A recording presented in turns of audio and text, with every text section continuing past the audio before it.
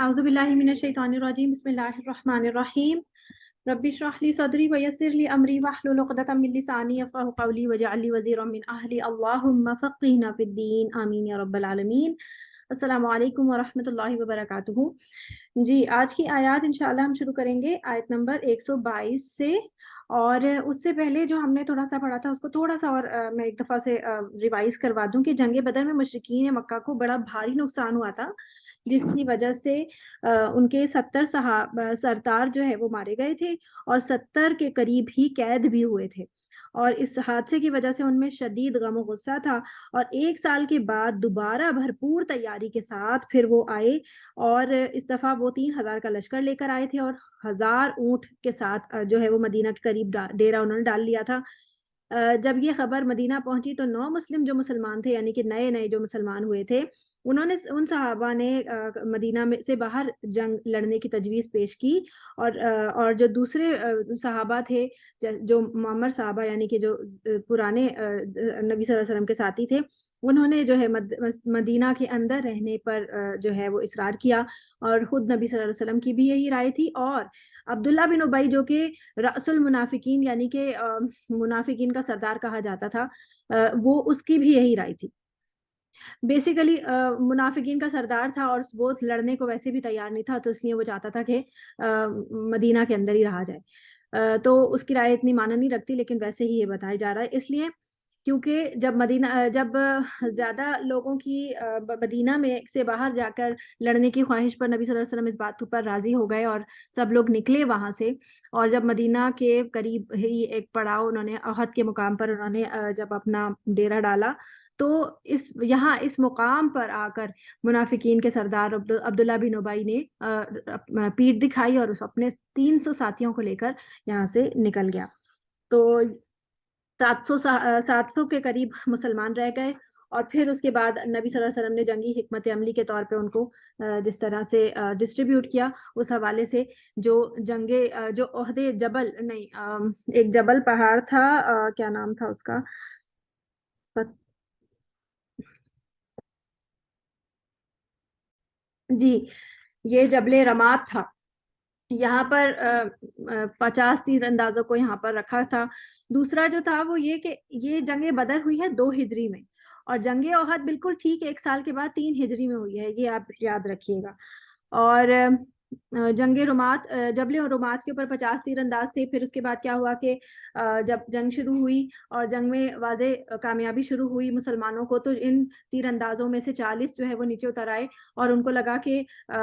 ये एक मतलब नबी सल्लल्लाहु अलैहि वसल्लम का हुक्म सिर्फ शिकस्त की वजह से था कि जब शिकस्त अगर होने लगे तो हम नीचे से ऊपर से ना उतरें, तो जंग अब तो फतह हो रही है तो हमें नीचे उतर जाना चाहिए। तो इस पर इनका थोड़ा सा कन्फ्लिक्ट हुआ और वो नीचे उतर आए और ये एक बहुत भयानक गलती साबित हुई क्योंकि उसके बाद इसमें खालिद बिन वलीद ने पीछे से हमला कर दिया और उन्होंने नारा लगा के जो भागते हुए मुशरिकीन थे उनको भी वापस बुलाया। इस तरह से मुसलमान जो है इन दोनों के दरमियान में जो है वो पिस गए और बहुत ज़्यादा भारी नुकसान हुआ, जानी भी और माली भी। और बहुत ज़्यादा जय्यद उलमा जो थे वो इसमें शहीद भी हुए और इसमें नबी सल्लल्लाहु अलैहि वसल्लम को भी बहुत ज़्यादा चोटें आईं।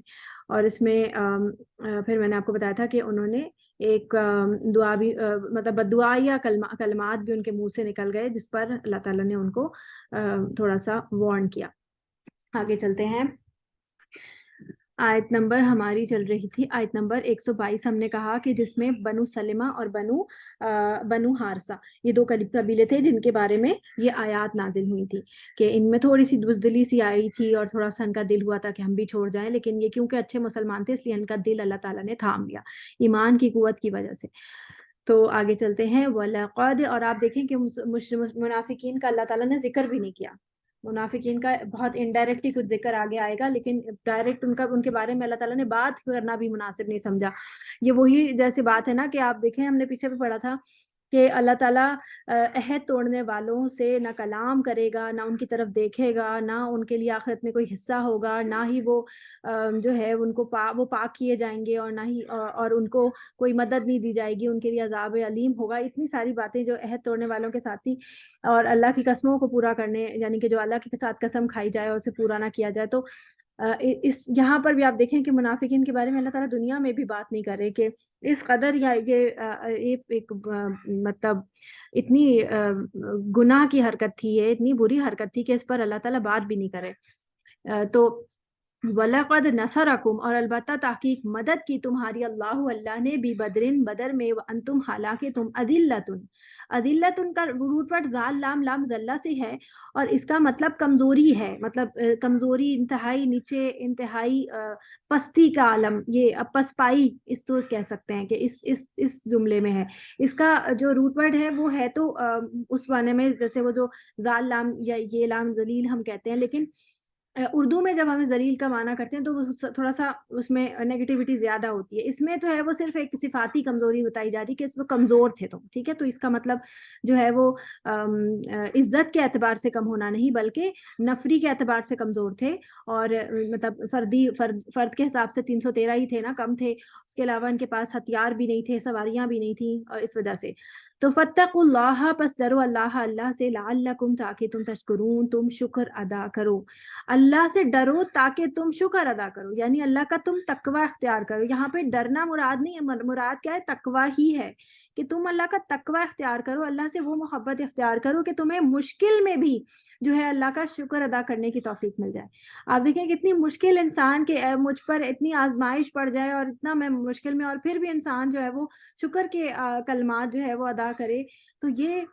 بہت بڑی بات ہے، اور یہ اللہ کی طرف سے نعمت ہی ہے۔ آپ دیکھیں کہ زلزلہ جو ابھی ترکی میں آیا ہے، اور اس میں جو باتیں ہمارے سامنے آ رہی ہیں کہ بچہ جو ہے اس کا ایمانی قوت کیا ہے، اس کی ایمانی قوت ایسی ہے کہ وہ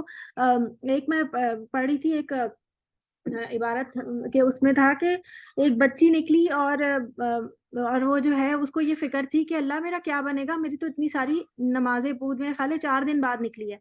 تو وہ کہہ رہی کہ میری تو اتنی نمازیں قضا ہو گئی اور میرا کیا بنے گا۔ وہ اس بات پہ پریشان ہے کہ اس کی نمازیں قضا ہو گئی۔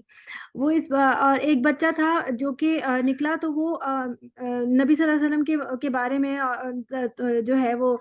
میں خیال درود شریف پڑھتا ہوا نکلا، اور وہ کہہ رہا ہے کہ میں نبی صلی اللہ علیہ وسلم سے اور اللہ سے بہت محبت کرتا ہوں، اس طرح کی اس کی باتیں منہ سے نکلی۔ اسی طرح ایک بچی تھی جس نے جس نے کچھ دن پہلے ہی حفظ کمپلیٹ کیا تھا، تو اس کو اس کی سند بھی نہیں تھی، اور جب وہ اس کو نکالا گیا تو وہ بچی جو ہے وہ اس کی صرف باڈی ہی نکلی، وہ بچی شہید ہو گئی تھی، اور اس کے سینے سے لگی ہوئی تھی اس کی سند، کہ اس کو حفظ کی سند جو ہے وہ زیادہ محبوب تھی، تو اس نے بھاگنے سے پہلے اپنا وہ حفظ کی سند جو ہے وہ اٹھائی کہ کہیں یہ نہ رہ جائے یہاں پر، تو وہ شاید بھاگ نہ سکی اور عمارت گر گئی۔ تو آپ دیکھیں کہ یہ ایمانی قوتیں یہ ہم میں مفقود ہو چکی ہیں۔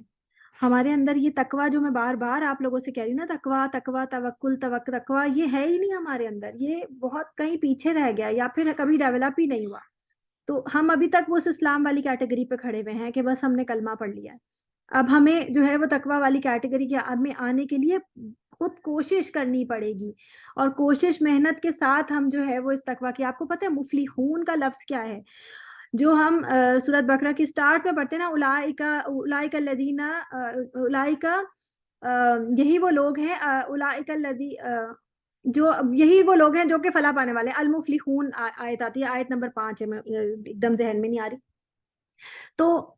وہی یہ مفلحون کا کیا مطلب ہے؟ مفلحون کا مطلب یہ ہے کہ وہ فا لام ہا فلاح جو ہے وہ کسان کو بھی کہتے ہیں، اور کسان کو میں نے کل آپ کو ڈیفائن کیا تھا کہ جو کسان ہوتا ہے نا وہ اپنی کراپس کے اوپر انتہا درجے کی محنت کرتا ہے، اور محنت کے ساتھ ساتھ وہ دعائیں بھی کرتا ہے، محنت کرتا ہے، اس کے اوپر اپنا پیسہ لگاتا ہے کھیتی کے اوپر، اور اس کے اوپر اپنا وقت لگاتا ہے، پھر دعائیں کرتا ہے، وہ پھر اپنی کراپ کو جو ہے وہ سردی گرمی سے، زیادہ پانی سے، ہر چیز سے بچاتا ہے، اور پھر اس کے بعد وہ ویدر کے لیے، ظاہر بات ہے کہ موسم جو ہے وہ اس کے ہاتھ میں تو نہیں ہے، تو اس موسم کے لیے اللہ سے دعائیں کرتا ہے، اور ان دعاؤں کے ساتھ اور ان سب چیزوں کے ساتھ، محنت کے ساتھ، سخت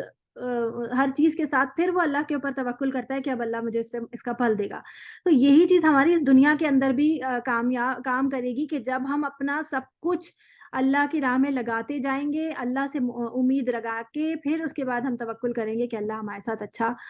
معاملہ کرے، اور ہم اچھا کیا ہم سے اپنی رحمت کے حساب سے معاملہ کرے، کیونکہ ہم سب کچھ لگانے کے بعد بھی اس لیول پر نہیں پہنچ پاتے۔ اللہ تعالیٰ سے اللہ تعالیٰ سے رحمت ہی کی امید ہے. نبی صلی اللہ علیہ وسلم کی حدیث کا مفہوم ہے کہ انہوں نے فرمایا کہ کوئی شخص بھی اللہ کی رحمت کے بغیر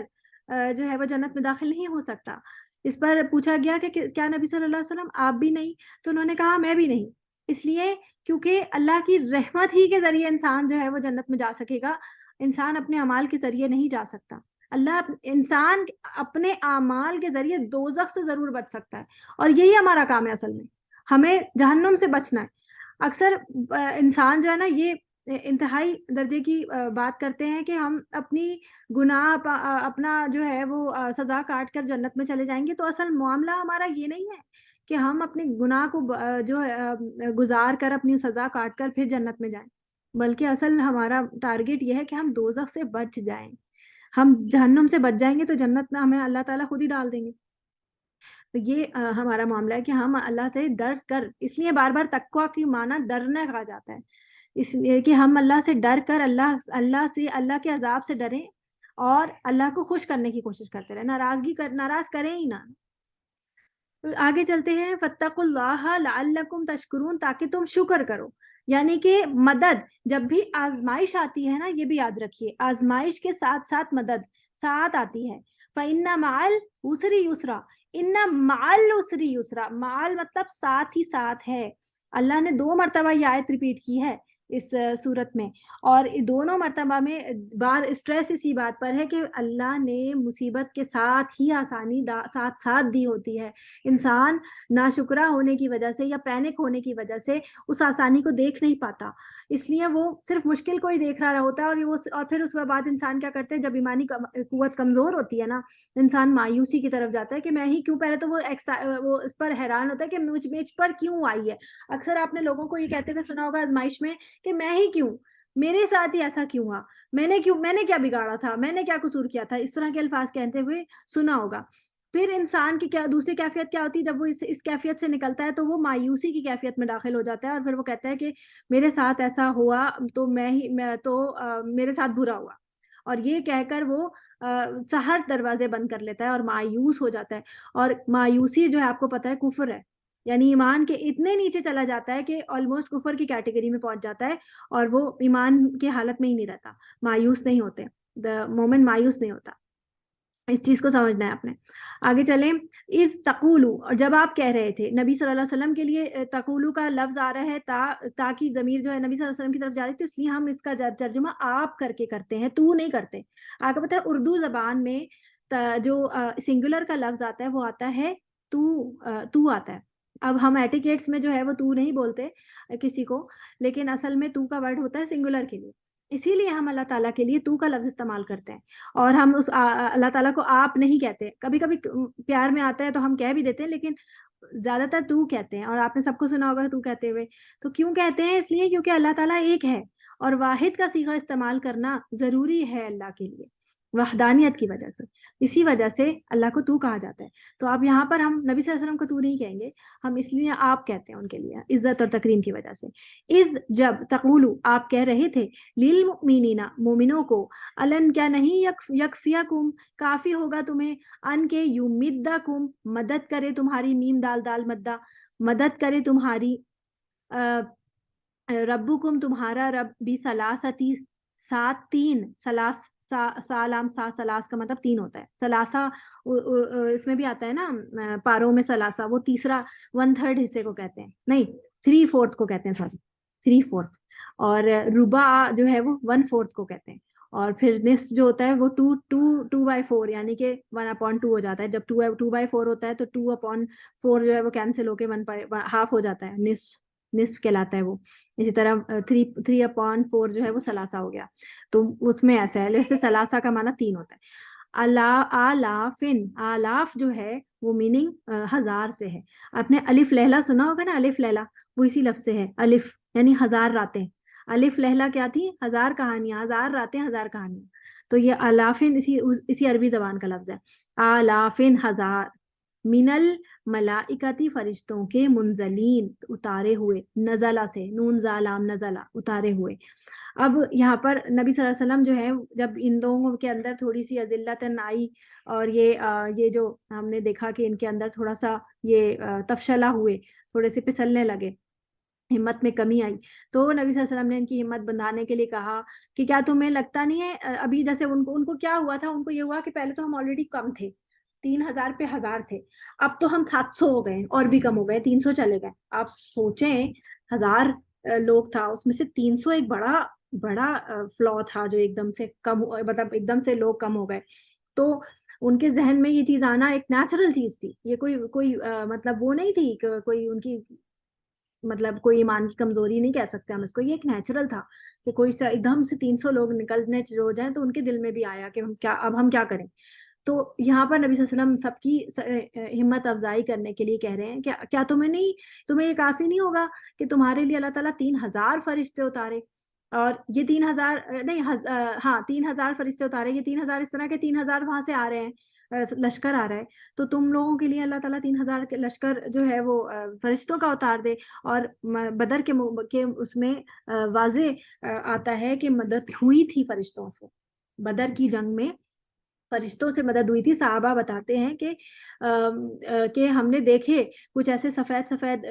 لباس پہنے لوگ ہمارے ساتھ لڑ رہے تھے, اور جب وہ کسی مشرک کے اوپر وار کرتے تھے تو ان کا وار کاری نہیں جاتا تھا, مطلب خالی نہیں جاتا تھا, اور کاری ضرب ہوتی تھی ان کی. اور جو ہے وہ ایک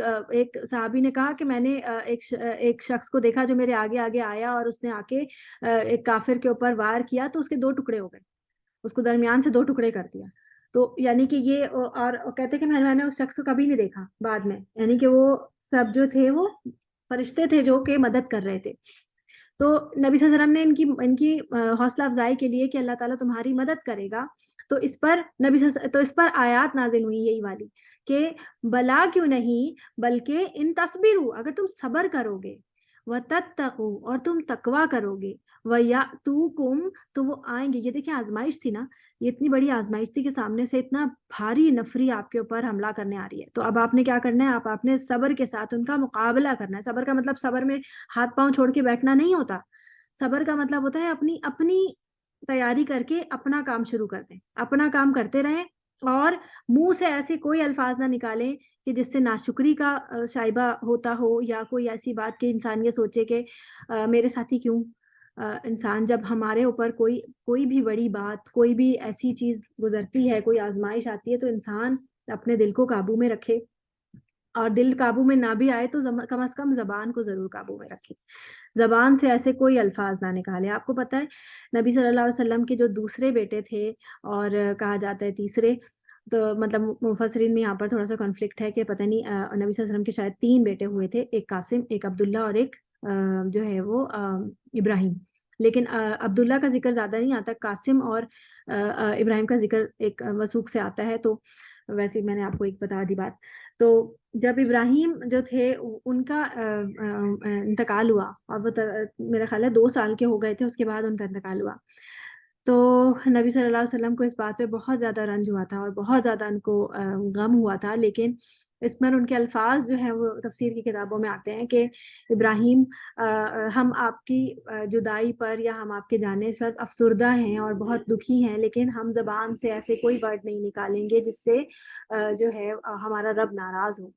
تو آنکھ اور نہیں, اس طرح بھی تھا کہ آنکھ اشک بہاتی ہے اور دل غمگین ہے, لیکن ہم اپنے زبان سے وہ ورڈ ایسے الفاظ نہیں نکالیں گے کہ جس سے ہمارا رب ناراض ہو.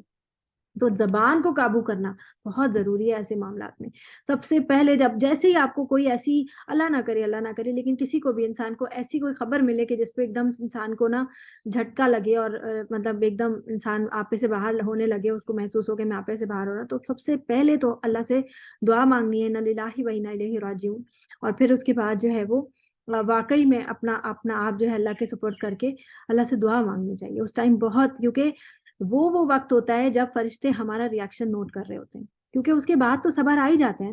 کسی بھی معاملے میں. کوئی بھی آپ ایگزام میں فیل ہو گئے, کوئی بھی ایسی بات, کوئی بھی کچھ بھی, تو انسان اس طرح کی کوئی چیز, اس میں انسان کو اپنا جو ہے وہ رکھنا ہوتا ہے.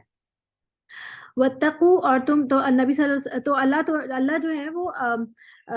فرشتوں سے رپورٹ لیتے ہیں کہ میرے بندے نے کیا کہا, اور جب پتہ چلتا ہے کہ اچھا معاملہ ہوا, بندے نے جو ہے وہ شکر کے کلمات عطا کیے, اللہ تعالیٰ سے یہ دعا مانگی, انا للہ و انا الیہ راجعون, اور ایک اور بھی اس کے آگے ہوتی ہے, لمبی ہے یہ دعا, وہ انشاءاللہ میں آپ کو بھیجتی ہوں. ابھی دکھاتے ہیں. جی. انا للہ و انا الیہ راجعون اللہم اجرنی فی مصیبتی و اخلف لی خیرا منہا. کیا مانا تھا کہ اللہم اجرنی، کہ ہم سب اسی کی طرف لوٹ کر جانے والے ہیں. اور اللہم اجرنی، اے اللہ مجھے اس میں اس اجر عطا فرما، فی مصیبتی، اس مصیبت میں، واخلف لی، اور مجھے بدل دے، خیرا منہا، اس سے بہتر. یعنی اس سے بہتر کوئی بدل دے. اگر کوئی چیز انسان کی چھن جائے، گم جائے، تو انسان یہ دعا پڑھے اور انشاءاللہ اللہ تعالیٰ اس سے بہتر نعم البدل دے دے گا. اس کے بارے میں نا ایک انٹرسٹنگ واقعہ ہے کہ سلمہ جو ہے نبی صلی اللہ علیہ وسلم کی سیکنڈ وائف تھی. تو جب ان کے پہلے شوہر کا انتقال ہوا، ابو سلمہ کا، تو تو نے یہ دعا مانگی اور کہتی ہیں کہ میں یہ جب دعا مانگ رہی تھی تو میں یہ سوچ رہی تھی کہ یہ تو بہت اچھے صحابی تھے نا، اور یہ بہت نیک تھے اور یہ بہت اچھے تھے میرے ساتھ، تو ان سے بہتر اور کیا ہوگا. وہ ویسے کہتی ہیں کہ میں ویسے ہی سوچا، میں نے دل میں، میرے ذہن میں آیا کہ اللہم اجرنی فی مصیبتی اخلف لی خیرا منہا، ان سے بہتر اور کیا ہوگا. وہ کہتی ہیں کہ اس کے بعد میرے لیے نبی صلی اللہ علیہ وسلم کا پروپوزل آیا.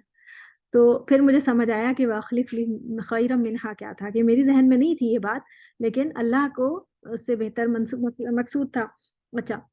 آگے چلتے ہیں. اس میں مطلب میں آپ کو یہ بتا رہی ہوں کہ ہمیں صبر، جب بھی آزمائش انسان کے اوپر آئے تو انسان کو صبر اور تقویٰ سے کام لیتے ہوئے اللہ تعالیٰ سے رجوع کرنا چاہیے. اور اللہ تعالیٰ کیا فرما رہے ہیں کہ اگر تم صبر کرو اور تقویٰ کرو، وَيَأْتُكُمْ، اور وہ آئیں تمہارے پاس، من فورہم، اپنے جوش سے. کون آئے؟ یہی تمہارے جو دشمن ہیں تمہارے سر پہ پہنچ جائیں. تو نہیں، ایک منٹ. اور وہ آئیں تمہارے پاس اپنے جوش سے، اس طرح مدد کرے گا تمہاری. اچھا نہیں، یہ جوش سے جو ہے یہ ملائکہ کے لیے آ رہا ہے کہ تمہارے پاس جو ہے وہ مدد آئے گی اللہ کی طرف سے.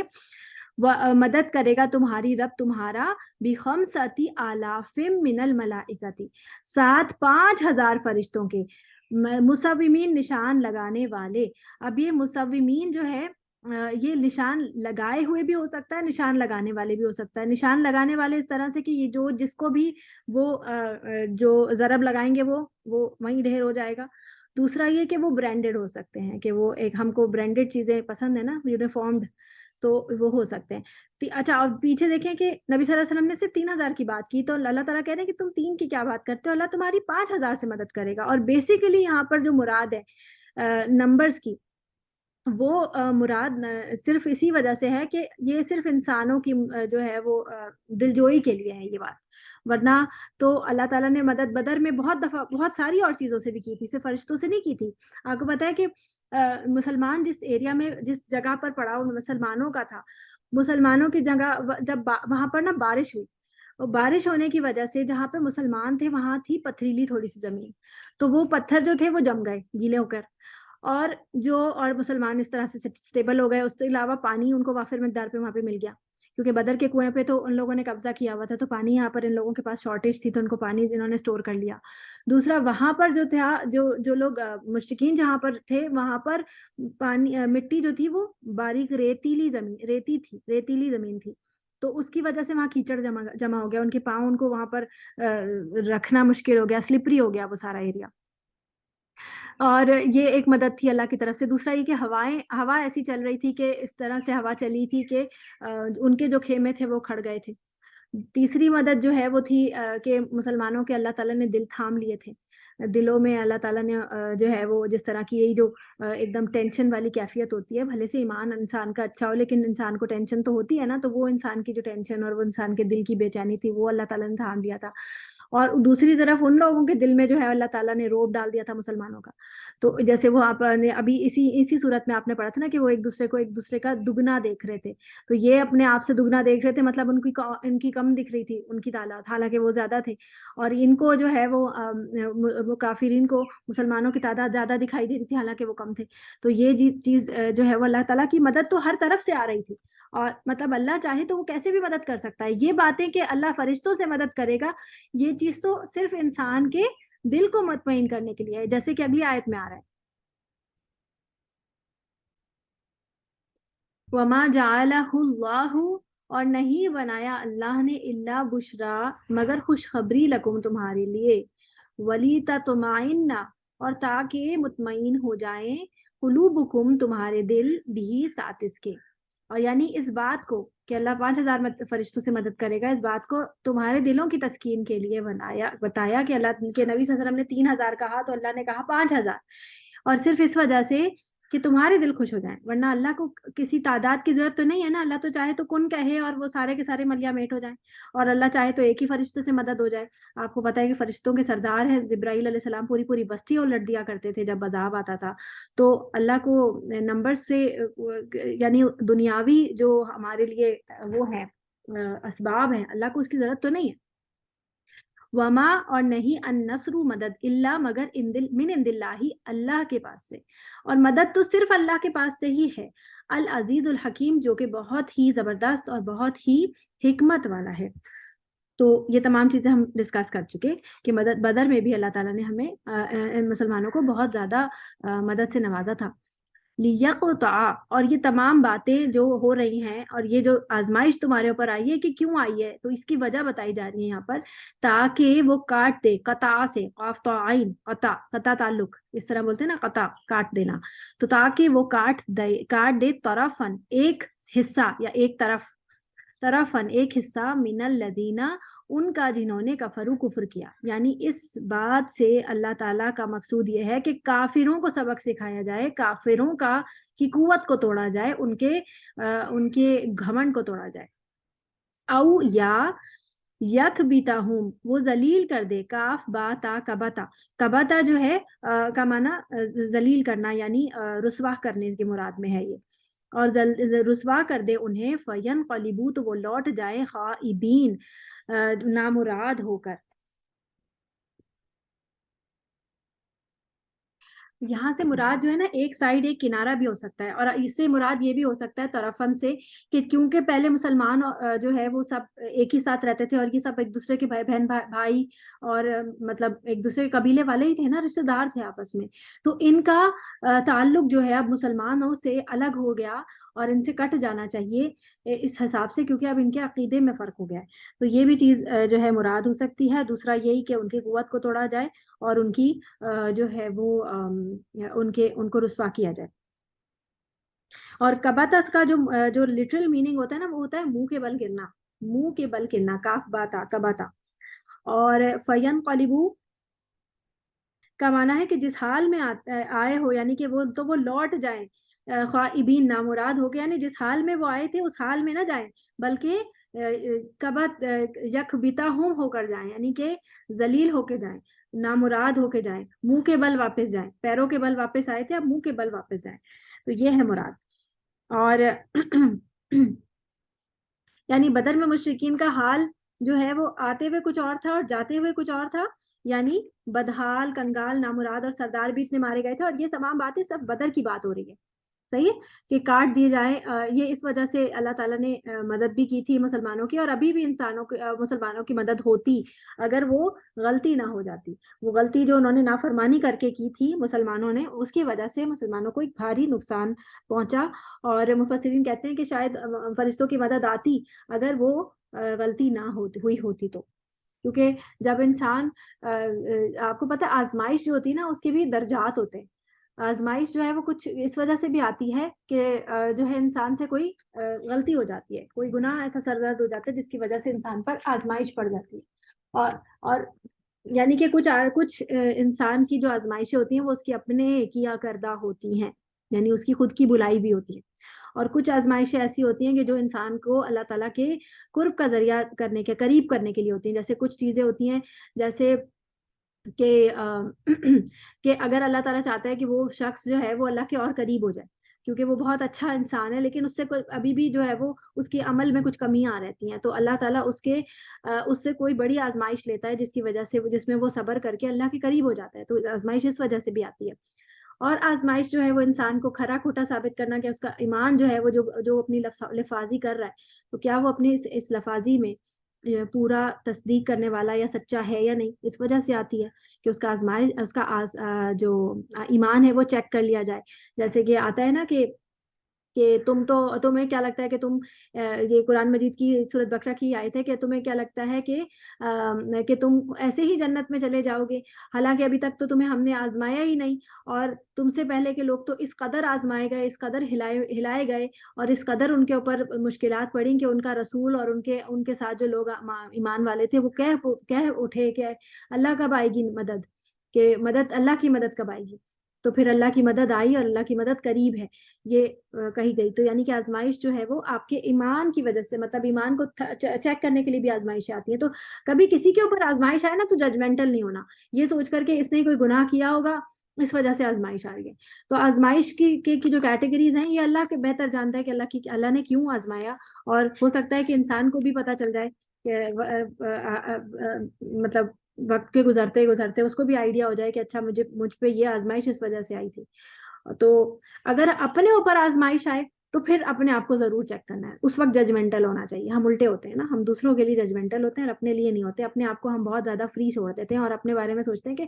ہم پہ کیوں آئی، ہم نے کیا قصور کیا تھا، اور ہم تو بہت نیک اور پاک باز ہیں، یہاں رکھے ہم اپنے بارے میں اچھی طرح خوب اچھا اپنے آپ کو اچھا طرح جانتے ہیں۔ تو اس وقت ہم جو ہے وہ بالکل ہی بلائنڈ ہو جاتے ہیں اور کہتے ہیں کہ ہم نے کچھ نہیں کیا۔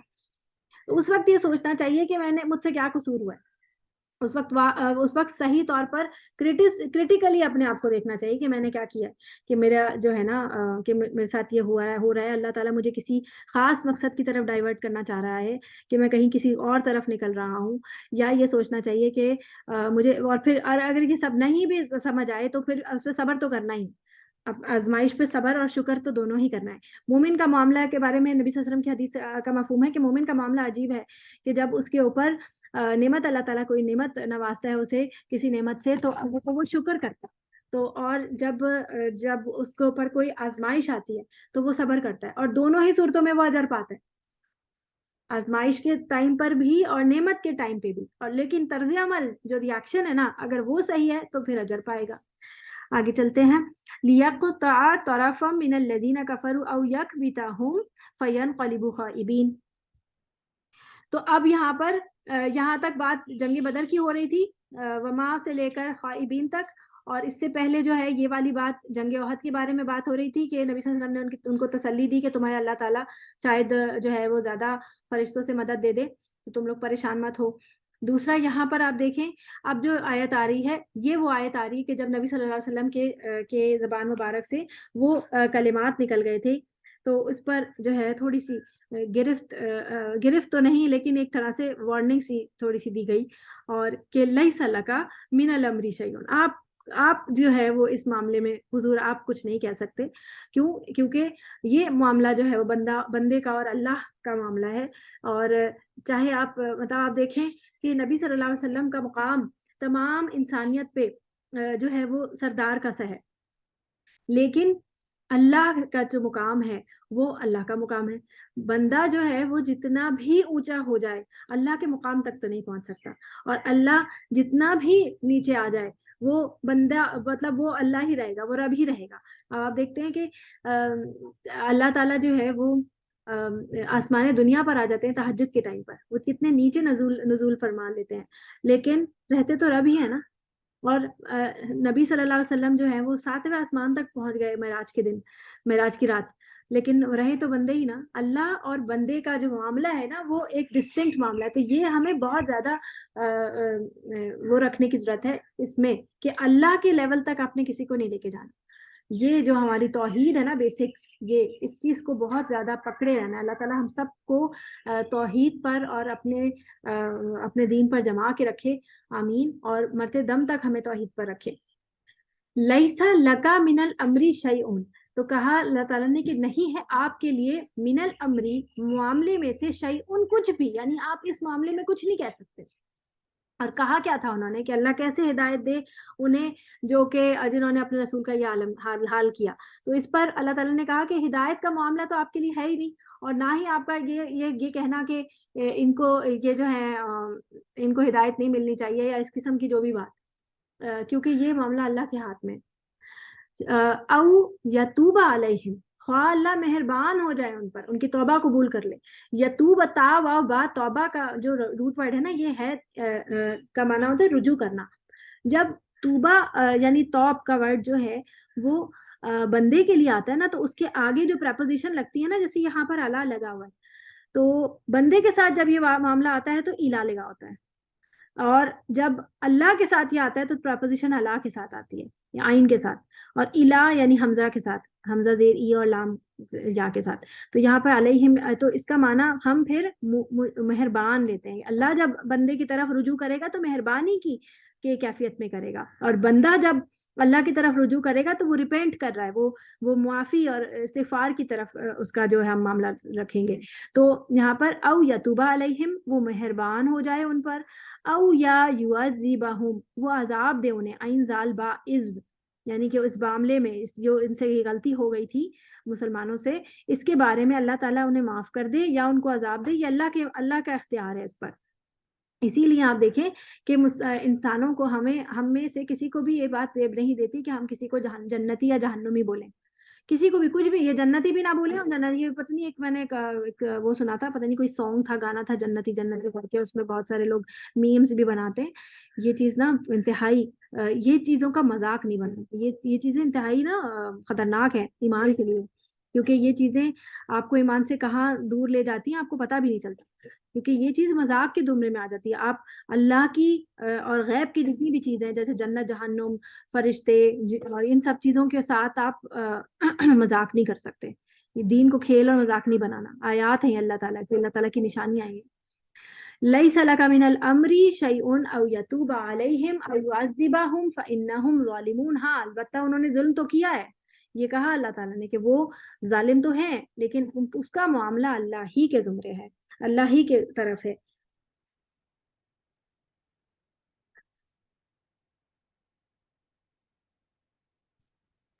اب اس میں نا ایک چیز اور آپ سمجھیے کہ بہت سارے لوگ نا نارملی لوگوں کے بارے میں سوچتے ہیں کہ یہ تو کبھی ہدایت پائے گا ہی نہیں، یہ تو اتنا گنہگار بندہ ہے، یا یہ اتنا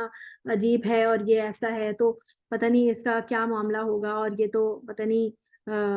اس کا کیا ہوگا. تو ججمنٹل اس حوالے سے نہیں ہونا. اور دوسرا ججمنٹل جو ہے نا وہ لوگ ہوتے ہیں دینی لوگوں کے حوالے سے، کہ جو دینی لوگ ہوتے ہیں ان کے بارے میں بہت زیادہ لوگ جو ہے نا وہ اس طرح سے بات، اگر ان سے کوئی غلطی ہو جاتی ہے. اب آپ دیکھیں یہ صحابی تھے، یہ سب کے سب جو ہے وہ بدر میں لڑکے آئے تھے، یہ بدری صحابی تھے، اور ان سب کے بارے میں کیا تھا کہ جو بدر میں لڑا تھا ان سب کے اوپر جنت واجب ہو گئی تھی.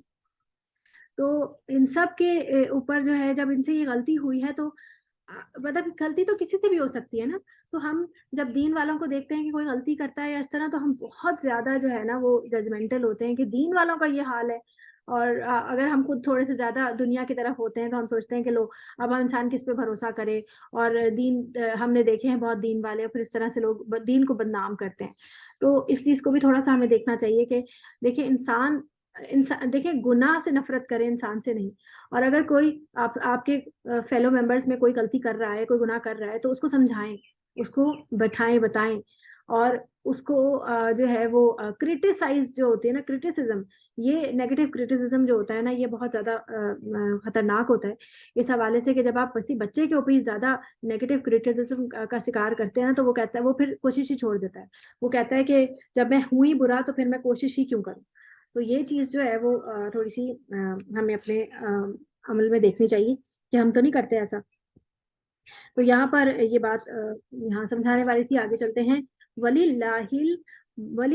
مَا فِي السَّمَاوَاتِ وَمَا فِي الْأَرْضِ، اور اللہ ہی کے لیے ہے جو کچھ آسمانوں میں ہے اور جو کچھ زمین میں ہے. وہ بخش دیتا ہے لمن، جس کے لیے یشاء وہ چاہتا ہے، وَيُعَذِّبُ اور وہ عذاب دیتا ہے من، جسے یشاء وہ چاہتا ہے. واللہ اور اللہ غفور بہت بخشنے والا ہے، رحیم نہایت رحم کرنے والا ہے. اللہ تعالیٰ بہت بخشنے والا اور نہایت رحم کرنے والا ہے. یہ اللہ تعالیٰ اپنی قدرت کا اظہار یہاں پر کر رہے کہ اللہ کے پاس ہے، اللہ کے پاس سارے اختیارات ہیں. اللہ آسمان اور زمین میں جو کچھ بھی ہے وہ سب اللہ ہی کا ہے. تو اللہ ہی کا اختیار ہے کہ وہ کسی کو بخشے یا کسی کو سزا دے. کیوں؟ وجہ اس کی یہ ہے کہ جو دل کا معاملہ ہے نا وہ اللہ تعالیٰ کو پتا ہے. آپس میں لوگ انسان جو ہے نا وہ ایک دوسرے کے دلوں میں نہیں جھانک سکتے. ہم چاہے آپس میں کتنے بھی قریب ہوں، کلوز ہوں، فیلنگز بھی شیئر کرتے ہو، لیکن پھر بھی دل کا معاملہ جو ہے نا وہ انسانوں کے اوپر نہیں واضح ہوتا، بلکہ یہ اللہ اور اس کے بندے کا معاملہ ہے. اللہ اس کے دل کو بہت اچھا سا جانتا ہے. تو اللہ جانتا ہے کہ وہ ہدایت کے کتنے قریب ہے اور اس کو کتنی ضرورت ہے ہدایت کی. پھر آگے جو ہے یا ایھا الذین آمنوا لا تأکلوا الربا، یعنی اے لوگوں جو ایمان لائے ہو، لا تأکلوا، اکلا سے حمزہ کاف لام اکلا کا معنی ہوتا ہے کھانا، نہ تم کھاؤ الربا سود، ربا رابا رابا واو ہے اس کا روٹ ورڈ شاید، ربا ربا ربوتن جو ہوتا ہے ورڈ ہوتا ہے اونچائی بلندی، تو سود جو ہوتا ہے وہ اصل معاملے سے اوپر ہوتا ہے، اصل رقم سے اوپر ہوتی ہے کوئی چیز، تو اس چیز کے لیے اس کا نام رہا ہے ربا، ربا ٹھیک ہے، ربا کا معنی تھا اونچا یا بلند، کوئی کسی چیز کے اوپر ہونا، تو وہ جو اصل جو رقم ہوتی ہے نا، جیسے سود کیا چیز ہوتی ہے، سود ہوتا ہے جیسے فرض کریں میرے پاس ہے 10 روپے، میں نے کسی کو دھار دیے 10 روپے، اور میں نے اسے کہا کہ تم 3 مہینے بعد مجھے 10 روپے واپس کرنا، لیکن میں اس کے اوپر تم سے 2 روپے ایکسٹرا لوں گی، یعنی کہ میں نے تمہیں پیسے دیے نا، اب اس کا کرایہ ہے ایک طرح سے، اب تم دوسرے اس کے اوپر مجھے 12 روپے واپس کرو گے، تو یہ جو 2 روپے ہے نا، یہ اصل رقم میری وہیں کی وہیں ہے، میں نے اسے قرض دیا تھا اور میری اصل رقم وہیں کی وہیں ہے، تو یہ جو 2 روپے اوپر سے آئے ہیں یہ کیا ہے، سود ہے۔ اب لوگ اکثر یہ بات کہتے ہیں کہ ہم مکان بھی تو کرائے پہ دیتے ہیں، تو ہم وہ جو ہمیں پروفٹ ملتا ہے، حالانکہ مکان تو وہیں کی وہیں رہتا ہے، پراپرٹی تو آپ کی وہیں سیف رہتی ہے نا، تو یہ معاملہ اس پہ نہیں ہے، یہ معاملہ صرف رقم کے اوپر ہے، جو رقم ہوتی ہے نا اسی کے اوپر ہے، کہ جو رقم اگر فرض کریں کہ میرے پاس 10 لاکھ روپے تھے اور میں نے 10 لاکھ روپے بینک میں رکھوائے، اور وہ بینک جو ہے اس کو کسی بھی طرح استعمال کر رہا ہے اور مجھے ہر مہینے اس کے اوپر کوئی پروفٹ دے رہا ہے، یہ سود ہے، ٹھیک ہے۔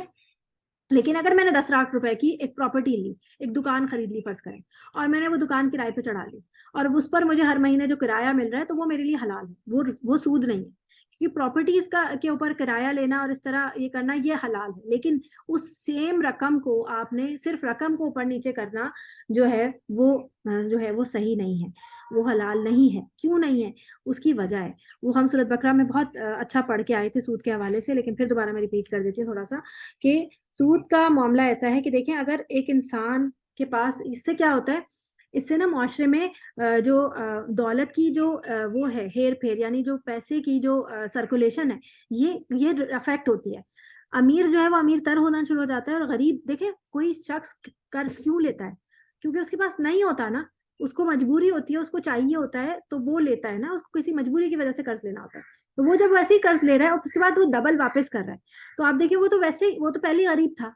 پھر وہ ڈبل واپس کر کے اور مزید نیچے کی طرف چلا گیا اور غریب ہو گیا، لیکن جس کے پاس زیادہ مال تھا اس نے تو اس کو لینڈ دیا، اس کو ادھار دیا، اور ادھار دینے کے بعد اس نے اور مزید اس پہ کما لیا، وہ اور امیر ہو گیا، تو یہ دیکھیں کہ غریبی اور امیری کی جو یہ لائن ہے نا، یہ اور زیادہ دور ہونا شروع ہو گئی، یہ جو ایک وہ ہے، یہ ایک وجہ ہوتی ہے سود کی وجہ سے کہ یہ گیپ بڑھ جاتا ہے۔ دوسرا ہوتا ہے کہ جس کے پاس پیسہ ہے تو اب کیا کرے گا، اس نے تو بس پیسے کو ہی ہیر پھیر کرنا ہے، وہ محنت ہی نہیں کرے گا، اس کو محنت کرنے کی عادت سے اس میں کاہلی، سستی اور یہ سب چیزیں ہوں گی، اور جب وہ کاہل سست اور یہ سب پڑا رہے گا تو اس کے ذہن میں تو صرف شیطانی خیالات ہی آئیں گے، پھر وہ جو ہے وہ کرمنل مائنڈ ہی ہوگا، وہ پھر اس طرح کی چیزوں میں جائے گا۔ یہ ایک یعنی کرمنل، یہاں پر ایک طرف اس کو وہ کرمنل مائنڈ ہوگا کیونکہ اس کے پاس کچھ کرنے کو نہیں ہے، اور دوسرا جو نیچے انفلیشن کے نیچے رہ رہا ہے، جو غریب تر ہوتا جا رہا ہے، وہ بھی کرمنل مائنڈ ہوگا کیونکہ اس کے پاس کرنے کو کچھ نہیں، وہ کر نہیں سکتا، وہ اس کے پاس سرمایہ نہیں کچھ کرنے کے لیے، تو یہ دونوں، یہ اس طرح سے سود جو ہے نا، یہ ہماری معاشرے میں کس قدر کاری ضرب ہے، اور یہ کس طرح معاشرے کو ڈسٹروائے کرتا ہے، یہ اگر ہمیں سمجھ آ جائے نا تو ہم سود سے بہت دور بھاگیں، اور اس کے بارے میں تو اس قدر سخت حدیں ہیں نا اللہ تعالیٰ کی طرف سے، کہ اگر تم سود نہیں چھوڑتے تو اللہ اور اس کے رسول سے جنگ، تو اعلان جنگ ہے، اللہ اور اس کے رسول سے جنگ، مطلب آپ سوچیں کتنی بڑی بات۔ اور سود کے بارے میں آتے کہ اس کا گناہ اتنا ہے کہ انسان نے پتہ نہیں کتنی مرتبہ، پتہ نہیں میں یہ بھول گئی ہوں، اس کا حدیث کا مفہوم ہے یہ کہ اپنی ماں کے ساتھ بدکاری کی ہو، اور ایک مرتبہ نہیں، کئی مرتبہ، اب یہ کئی کا کتنا تھا، 7 تھا کہ 26 تھا، میں بھول گئی ہوں، یہ چیز میں دیکھ کر انشاءاللہ آپ کو بتاؤں گی،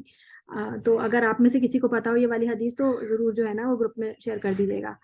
تو یہ آپ دیکھیں ماں کے ساتھ بدکاری کرنا، اس کا گناہ اتنا اس سے بھی بڑا ہے، بلکہ یہ بھی کہا گیا کہ سود کا گناہ تو اس سے بھی بڑا ہے کہ انسان اپنی ماں کے ساتھ بدکاری کرے،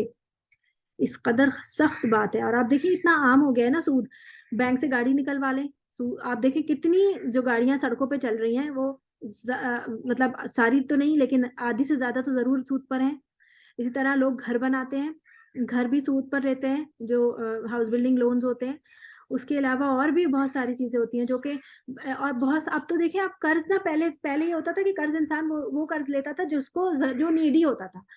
اور ضرورت کے ٹائم پہ قرض لیا جاتا تھا اور قرض کو برا سمجھا جاتا تھا. اب تو قرض انسان شوقیات لے رہا ہوتا ہے, مجھے نیا فون لینا ہے قرض لے لیتا ہوں میں لون کے لیے اپلائی کر دیتا ہوں. دوسرا یہ جو کریڈٹ کارڈ ہے, یہ کریڈٹ کارڈ نرا سود ہے. بھلے سے آپ اسے ٹائملی پے کر رہے ہیں ہو, لیکن اس میں جو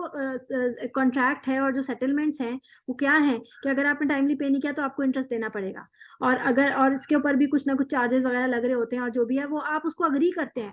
تو آپ سود کو اگری کر کے پھر آپ اس سے مال جو ہے وہ لے اور دے رہے ہیں, تو جو وہ چیز بھی صحیح نہیں ہے علماء کے نزدیک. کریڈٹ کارڈ جو ہے وہ صحیح نہیں ہے.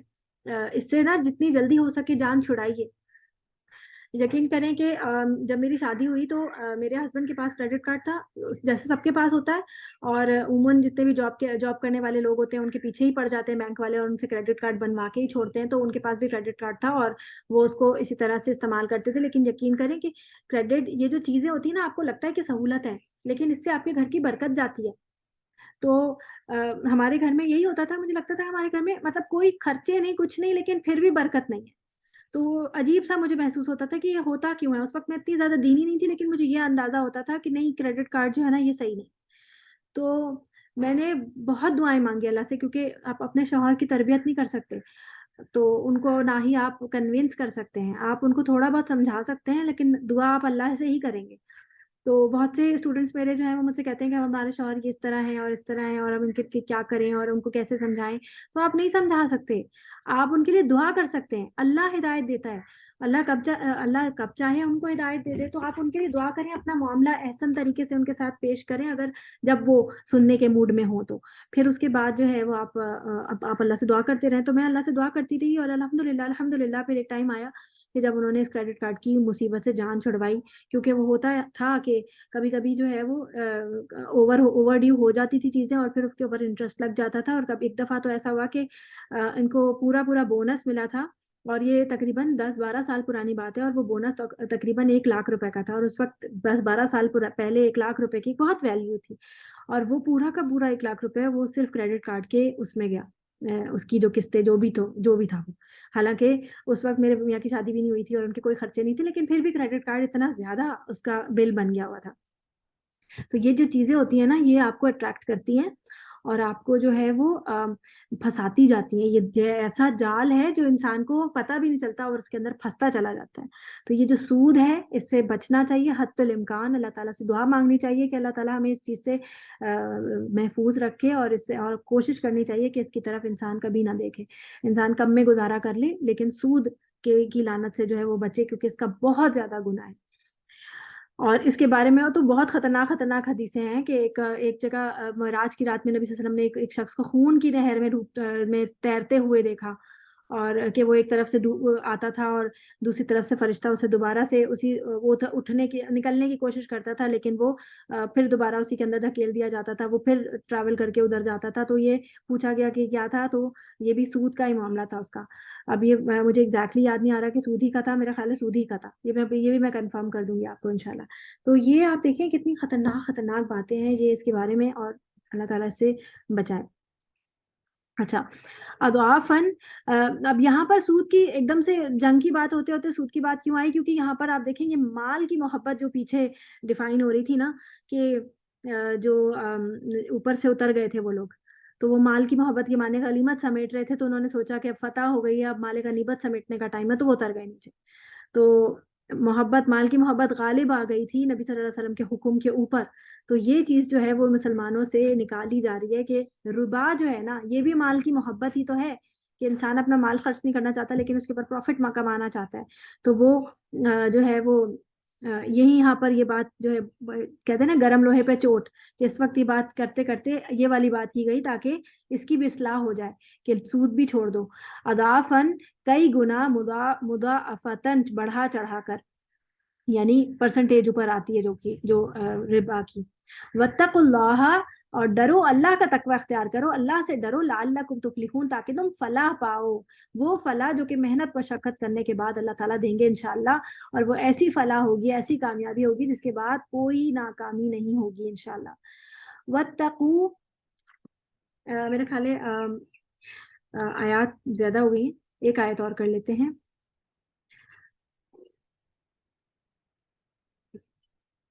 اچھا، ایک اور بات یہاں پہ بتانی تھی، وہ یہ کہ جو سود کے متعلق جو یہ آیت ہے نا، یہ قرآن مجید کی سب سے پہلی آیت تھی جو کہ سود کے بارے میں اتری تھی. اور جو سورۃ بقرہ میں ہم پڑھ کے آئے ہیں نا سود والی آیت، وہ حتمی آخری بات تھی کہ اعلان جنگ، یہ شروع کا ایک حرمت یعنی کہ ایک طرح سے بتائی گئی کہ سود مت کھاؤ. اور پھر اس کے بعد آخر میں تو بالکل ہی حتمی بات کر دی گئی. جیسے شراب کے متعلق بھی آیات جو ہیں وہ مختلف موقع پر اتری ہیں کہ پہلے اس کو جو ہے کہا گیا کہ اس کے اندر کچھ فائدے ہیں لیکن اس کا نقصان زیادہ ہے اور اس کا گناہ بھی زیادہ ہے. پھر جو ہے وہ کہا گیا کہ نماز پڑھتے وقت جو ہے وہ تم نشے کی حالت میں نہ رہنا. اور پھر آخر میں جو ہے وہ اعلان برات کے چھوڑ دو آپ بالکل. تو یہ سود کے حوالے سے بھی یہ پہلی آیت آئی تھی، اس کے بعد جو ہے وہ حتمی آیات آئی تھی. تو یہ پہلا مقام تھا جب سود کی آیت آئی ہے. کیونکہ آپ کو پتہ ہے کہ جو قرآنی ترتیب ہے نا، وہ نزولی ترتیب نہیں ہے.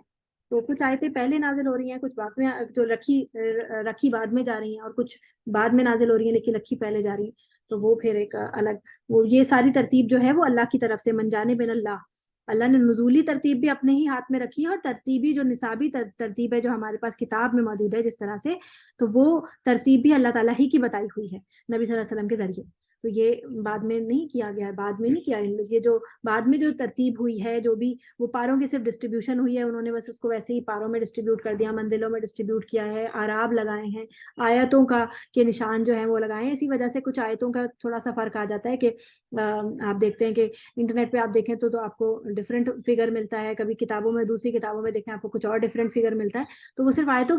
کا فرق ہے کہ ٹوٹل آیتیں قرآن مجید میں کتنی ہیں، لیکن باقی صرف آیتوں کے نمبرز کا فرق ہے کہ کسی نے کہیں پہ پوز لگایا ہے اور اس کو آیت بنایا ہے کسی نے. کیونکہ یہ پوزز جو ہیں وہ نبی صلی اللہ علیہ وسلم نے ڈیفائن نہیں کیے تھے، کہ جہاں جہاں کوما کیا تھا تو لوگ کچھ نے وہاں پر اس کو مکمل آیت کنسیڈر کر لیا اور کسی نے نہیں. تو اس لیے تھوڑا سا فرق آتا ہے، باقی قرآن کی ترتیب میں کوئی فرق نہیں ہے. ٹھیک ہے، چلیں گے. سبحانک اللہم و بحمدک، اشہد ان لا الہ الا انت، استغفرک و اتوب الیک. اللہ تعالیٰ ہم سب کو جو ہے وہ دین پر عمل کرنے کی توفیق عطا فرمائے، اور فتنوں بھرے اس دور میں اللہ تعالیٰ ہمارا ایمان بچانے کی اور ہمیں اس پر عمل کرنے کی توفیق عطا فرمائے. آمین. ربنا ربنا رب ارحمهما كما ربياني صغيرا، رب ارحمهما كما ربياني صغيرا، رب ارحمهما كما ربياني صغيرا. آمین یا رب العالمین. اور آج کی دعا جو ہے وہ ہماری وہی ہے، اللہم لا انا للہ و انا الیہ راجعون. اور اس کے آگے والی جو ہے اللہم اجرنی فی مصیبتی واخلف لی خیرا منہا، وہ انشاءاللہ میں آپ کو گروپ میں بھی بھیجتی ہوں. السلام علیکم ورحمۃ اللہ وبرکاتہ.